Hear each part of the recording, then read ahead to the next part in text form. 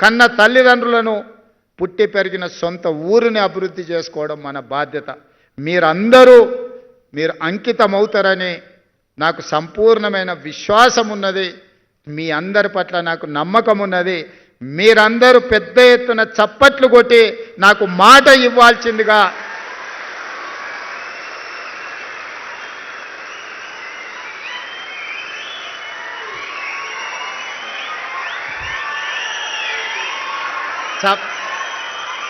చప్పట్లే కదా కొట్టేసినాం. రేపటి నుండి సార్ చూడబోతారా అని మీరు అనుకుంటారేమో. తప్పకుండా చూస్తా. ఎవరన్నా తల్లిదండ్రులను చూసుకోకపోతే మీ జీవితంలో 10-15% కోత చేసి మీ తల్లిదండ్రుల ఖాతాలు వేస్తా. చట్టమే తెస్తున్నా. ఆ చట్టాన్ని మీతోనే రాపిస్తా.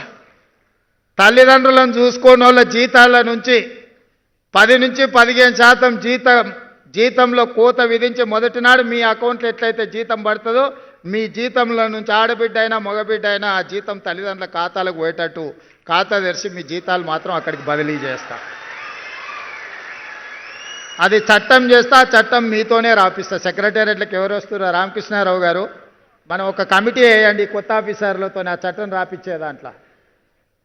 మళ్ళీ వాళ్ళు మాకేం తెలియదు అందులో ఏముందో అంటారు. కాబట్టి ఇందులో నుంచి సెక్రటేరియట్కి వచ్చే ఆఫీసర్స్ ఎవరైతే ఉన్నారో వాళ్ళతోనే ఒక గ్రూప్ ఆఫ్ ఆఫీసర్స్తో ఒక కమిటీ వేసి బేసిక్ డాక్యుమెంట్ వాళ్ళతోనే తయారు చేయించండి. అప్పుడు మేం చేసిన చట్టం ఖచ్చితంగా అమలు జరుగుతుందని వాళ్ళకి నమ్మకం వస్తుంది.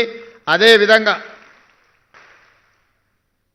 గతంలో ఉన్న పరిస్థితిని ఒక చిన్న ఉదాహరణ ద్వారా మీకు చెప్పదలుచుకున్నాను. ఎందుకంటే రేపటి నుంచి మీరు చూడబోతున్నారు కాబట్టి. త్రిలింగ దేశం అని ఒక దేశం ఉండేది. ఆ దేశానికి రాజు చంద్రసేనుడు. ఆ చంద్రసేనుడికి ఓ కొడుకు ఓ అల్లుడు ఉన్నాడు, రామసేనుడు హరిసేనుడు. రామసేనుడికి ఒకటే కోరిక, ఎట్లన్నా చేసి చంద్రసేనుడిని ఆ కృష్ణుడి నుంచి దొబ్బి కింద పడేసి అందులో కూర్చోవాలని. దానికోసం అన్ని రకాల ప్రయత్నాలు చేసిండు. ఇంట్లో అమ్మతో చెప్పించండు, భార్యతో చెప్పించండు, చుట్టాలతో చెప్పించండు, తండ్రికి ఎన్ని చెప్పించినా ఇంక ఇది జరుగుతలేదు. చూసి ఇక ఎక్కడ జరుగుతలేదని చెప్పి ఏం చేయాలని ఆలోచన చేస్తుంటే ఆయనకు హరికర వేణుగోపాలరావు గారు పెద్ద మనిషి ఎదురైండు.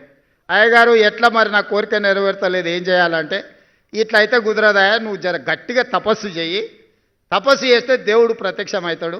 ఇక నువ్వు దేవుని కోరుకుంటే మాత్రం నీ కోరిక నెరవేరేటట్టు ఉంది అని సూచన చేసిండు. సరే మంచిదని ఎత్తుకుతే ఆదిలాబాద్లో 1000 ఊడల మర్రి కనిపించింది. ఇది అయితే బాగుంటుంది తపస్సు అని. రామసేనుడు పోయి 1000 ఊడల మర్రి కింద కూర్చొని ఇక కఠోరమైన తపస్సు తంత్రాలన్నీ చదువుతుంటే ఇక మొత్తం త్రిలింగ దేశంలో ఉన్న అందరికీ నిద్రలేని పరిస్థితులు వచ్చినాయి.